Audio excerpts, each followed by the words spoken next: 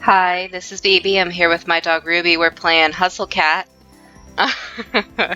It's a nightmare, but it's a lovable nightmare.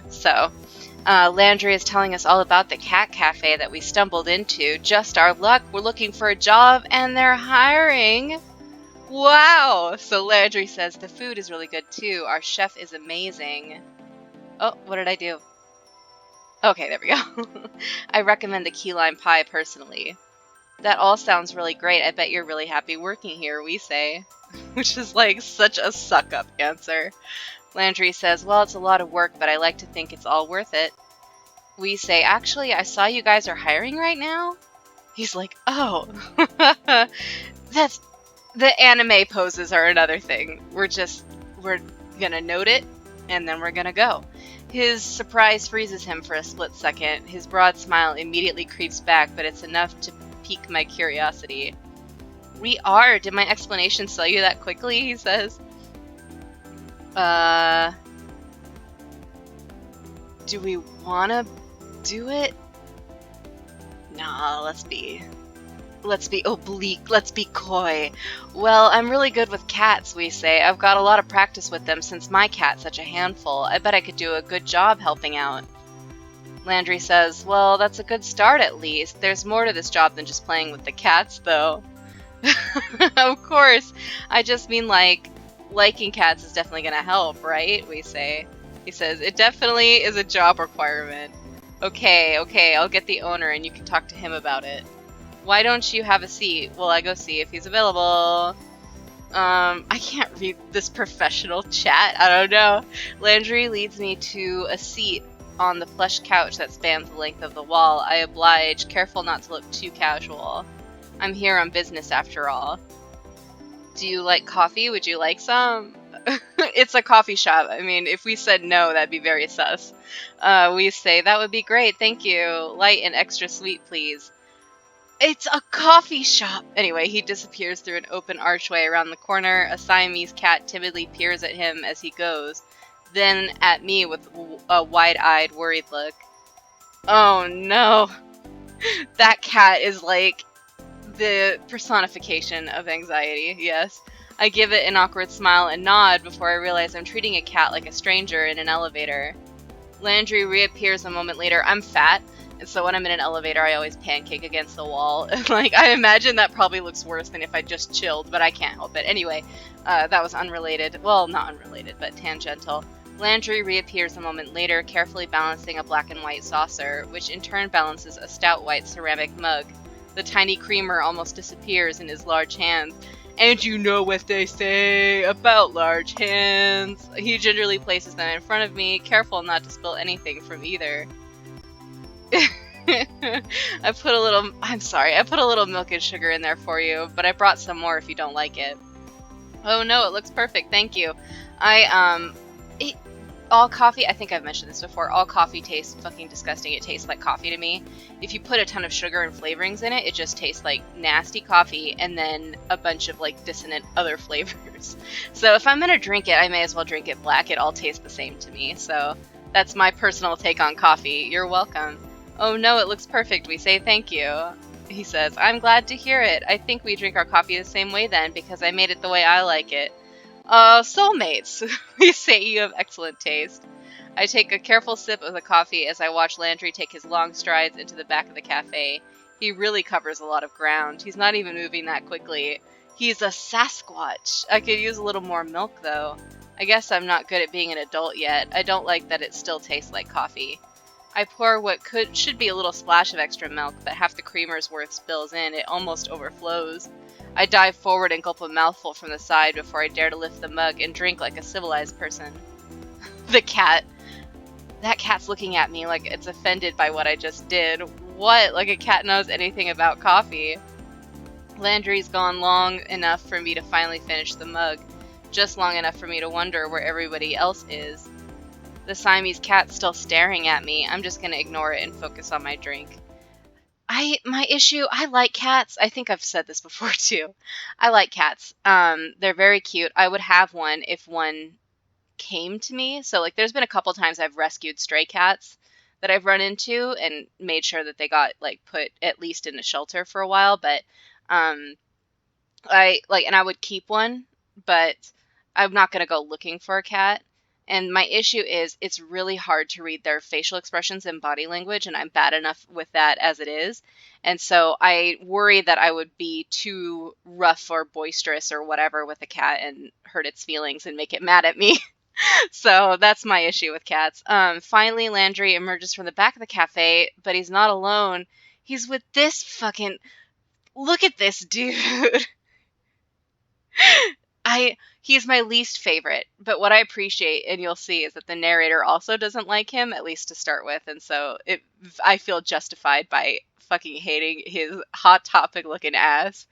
This is Graves, of course, the owner of the cafe. Graves, this is Avery. We get a clip scene. We get a panning shot of this motherfucker. He looks like he should own a bookstore that insists on sells tomes, not books. He looks like that fucking guy from that show where they sell, it's called Oddities, I think, and they sell shit that like probably should be illegal to sell, like human body parts and shit. And it's like, shut that place down, maybe. I don't know. I don't have anything against liking weird stuff. When you're selling human remains, though, that's when I get, like, kind of pissy about it. Or maybe, like, he's trying to sell you a crystal that'll balance your chakras. That's giving him too much credit. Or maybe this is what the owner of cat cafes look like. I've never seen... Oh! His eyes, they're two different colors. Like a cat. It's called heterochromia. I can't focus on both of them at the same time. Which one am I supposed to look at? Pick one. Or look in the middle. My attention is swallowed by his icy blue eye. He is wearing a contact. Is he wearing a contact to complete his dark Renaissance look? It would be red, I would hope. I think it was his eye. Yes, it was this. That's Graves. Oh, he's quoting something. I don't remember what it is. He had the eye of a vulture, a pale blue eye with a film over it. Whenever it fell upon me, my blood ran cold, and so by degrees, very gradually, I made up my mind to take the life of the old man, and thus rid myself of the eye forever. Excuse me, the telltale heart, you were looking at my eye, he says. Kids, don't you read that in high school? I heard it. Here's what's horrible. Which one was it? There's two different ones where he kills somebody, and then something in the walls or the floor tattles on him. There's one where he bricks in his wife, and there's the cat in there screaming. I think those are both Poe, so that's very troublesome. But anyway, I'm off track. Well, yeah, but he says, hold on, it's an iris, so is it iridis? I don't know. Heterochromia. It's more common in cats than humans, also in huskies and other dogs. He's got this look like he knows he just told a great joke, but there's no punchline anywhere I can see. What a weirdo. I'm not sure I want to work for a guy like this. Then again, he hired someone as nice as Landry, so he's got at least some good taste hidden in there. Not necessarily. I've worked for some pretty fucked people. I need to know... hold on. I got so caught up in my hatred of him, I'm distracted. I can't read anymore. We say, would I need to know that? Okay, would I need to know that to get a job here? We're okay. We're back in it. Graves says, I just gave away the answer, so I'll let that one slide. Fuck you, with your elbow pads. Follow me. We'll talk on the second floor. Before he finishes the sentence, he's already 3 steps up the stairs to the balcony. I shake my head a little and follow him. After all, I really need a job. We make our way up to the second floor balcony, which, except for us, is only occupied by those amazing looking cakes in the display case. Fuck yeah! If you like coffee, this is a great place to work. But you would have to drink it. That's the catch-22. You would have to drink it, or I don't know. Look at the haunted cat pictures on the wall back there with like the little castles and shit. That's cute. We make our way up to the second floor balcony, which, except for us, okay, amazing looking cakes. I wonder if I can get a slice. On my way out, Graves leads over the balcony of the cafe and raises his voice to the people below, or to the cats, I guess, since cats are the only thing I can see from here. Hayes, will you get us some coffee? Is that the chef? I haven't seen anybody here besides him and Landry. I think everybody has a strong A in their name, if I'm remembering correctly. Everybody's name has like an emphasis on like A sounds. I'm gonna get corrected here once we get another person. But I don't remember for sure, so don't hold me to it. But so far we've had 4. I already had a cup, we say. Is that gonna stop you from another? If you wanna be with us, you gotta party hard like us. Pound 'em back. You can't have enough coffee, especially when Hayes is the one making it. I don't think I met Hayes, we say.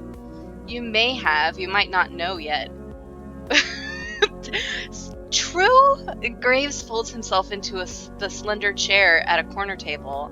He pushes the opposite chair away with his foot, nudging it just enough to turn it towards me. Come on, sit down, let's talk. This shot makes me uncomfortable. I won't lie. What's with those finger cuffs? Fuck you. You don't have to be so stiff, he says. Interviews are boring. Make it interesting for both of us. What do you want? No pressure, huh? Why don't you dance? Graves sits with this sort of grim pomp, like he's sitting in a skull throne and a raven's going to land on his shoulder at any time. He fucking wishes, okay? He wishes. Maybe it's more like he's about to roll a die with a lot of sides. Thank you. I bet he's a nerd. There, you got it. You nailed it. Good job, Avery. Detective skills. I take the seat across from him. Just so you're aware, we aren't starting without coffee, he says. Okay. You can talk, of course. I meant the interview. Okay. Out of the corner of my eye, I notice a tiny slip of a blonde man standing at the balcony entrance. Ah!